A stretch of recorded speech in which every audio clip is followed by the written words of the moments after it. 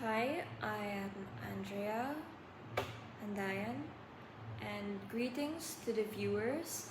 I have been assigned to talk about the Google Nest Protect Smoke and Carbon Monoxide Alarm.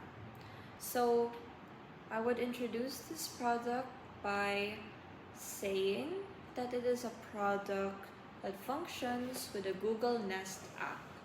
So anything that comes with the Google Nest app, as you know what the functions of the Google Nest app could do, it's usually the one that has a camera installed, like the Ring camera. But in this case, um, we are using this product by means of smoke and carbon monoxide detection. And another thing about this product is that because it is powered by the Google Nest app, it can easily be synced to many devices. Basically, it's like a family sharing plan or an institution plan or something like that. It can be downloaded in iOS, Android. It is available in the market. And another thing that could be said about this product is that this is not only a smoke and carbon monoxide alarm, it acts as a split sensor. So not only that this would only sense such gas, it would also detect motion. So once someone goes under um, that device implanted to the ceiling, detection of motion is possible and will then alert the users of the phone with regards to this.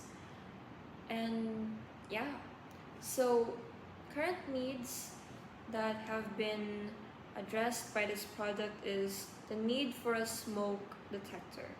Well, a digitally connected smoke detector via the smartphone.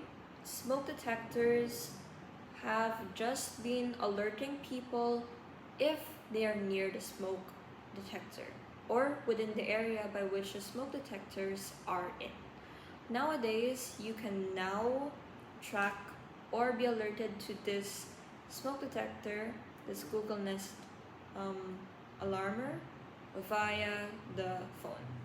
So this is one way that it met the needs of society, well, the needs of someone using this product.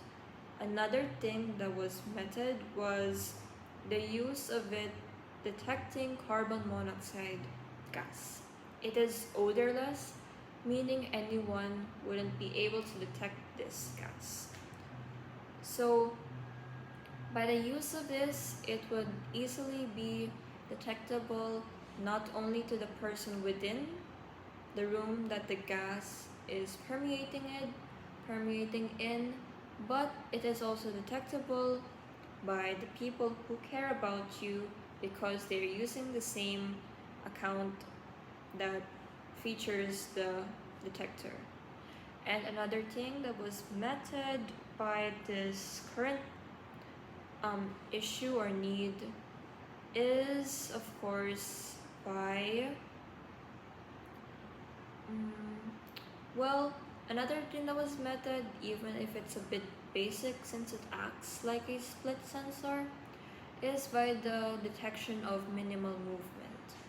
So if one wants to see whether someone is moving in the dark and all of the lights are off, let's say it is detected here in HA 103 and the lights are off, but you suddenly got movement, a ring of light would be appearing from the sensor, and it would show that there was indeed someone within the dark room moving. And your phones or gadgets will also be alerted to that if you download the app. So that's it for the first part. Allow me to say the second part as well. So what past needs of society that have been addressed by the precursor products. I have two precursor products for you. One is the human being, basically human senses. So the past needs are usually, let's take into current effect about those basic needs method by the first product that I've mentioned. So if you are in danger because you feel you're dizzy, you are noxious, and you feel that the smell in the room is so bad, it's your nose that detects that. So you would already know that there is smoke or fire, emergency fires within the room because of your own senses of touch and smell. Another past need met by your own senses was the fact that you could detect carbon monoxide if you are in the same room as someone with you. Maybe on that sense, you would see that person next to you suffocating, asphyxiating, dying, can't breathe, and you are also feeling the same way as that person, meaning it's not just you who's feeling the feeling of carbon monoxide gas. So that's one way of saying that your own human senses or others' human senses are benefiting you to the alerted, unknown, and odorless gas like carbon monoxide. Now, well done. The last thing that would that is meted by your own senses is by, of course, your eyes. If you see something moving and you don't know who it is, you just need to open your eyes or at least detect by your own ears what motion exactly was that, who resembles that motion. So yeah, your human senses covers that for you. Well done. So I would move on to a product that is usually the case and not human. Well, we have here a smoke detector in this room. This is the usual product found in, found in many institutions. And as you can see, that kind of product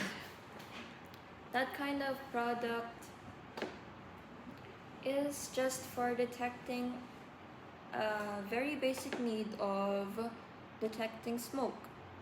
So the past need method by this product in threes is one, it detects smoke that is kind of needed by the people within the room, so that the people outside the room who are next to the same room as that affected building will also be alerted. The other thing that this smoke detector can do is basically also alerting the people within the room via sound or via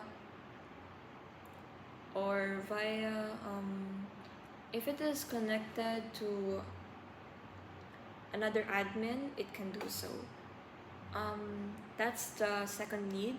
The last need it does is, since it is possibly connected, and I don't know, but in this room there is no sprinklers, but in many institutions like the mall, if it detects smoke, the sprinklers would automatically turn on and extinguish the fire, try to extinguish the fire themselves. So yeah, that's one need, numerous needs addressed by the precursor product, me or this human sense, and the smoke detector. And as for this last thing, the last segment, if I'll be given the opportunity to improve the product, I will, for the Google Nest Protect Smoke and Carbon Monoxide Alarm, the one thing I would do is remove that motion sensor for the product. Well, one thing is that I don't see the need for it to put a motion sensor. Well, if if I want to maintain that motion sensor there, okay, I would basically upgrade it, because the current size of that product is by length, and height exactly, is both 13.5 centimeters, and the width of that is 3.85 centimeters, quite smaller. So basically I would make it a bit larger so that it would also encapsulate more movement.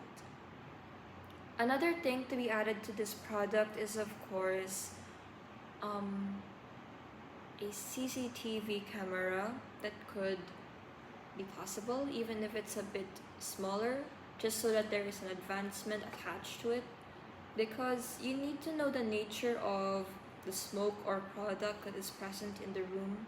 So if the smoke is heavily affecting the people here as a result of such things, that's one thing that should be present in the product. There should be a mini camera, like in its version of Google Nest cameras.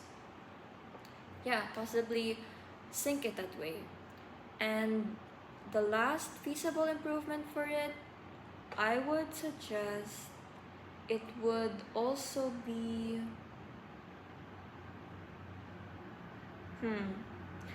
it should not also be attached to the ceiling. Basically, yes, it can be detected via the ceiling, but I would like that the product could be held by hand and would detect the person itself. Like, possibly it would act like a medically checking thing about your own smoke. Like, there's this thing about carbon footprint that could mostly detect a person by how much carbon footprint or ecological footprint he or she or they generate. So I would hope that certain feature would be implemented in that product. That way there will be a upgrade to it, and it's also functional when you decide to measure the amount of CO2 in school. So for the three needs of society today or in the future that could be addressed by these,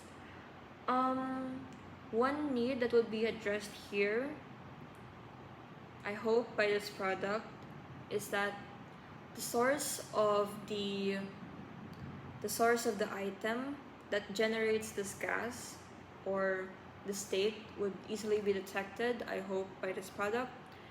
The other need that should be met here is also alerting the students of this problem, because only the admin can access the Google Nest app, and hopefully the students with their own smartphones would be alerted by this problem as well.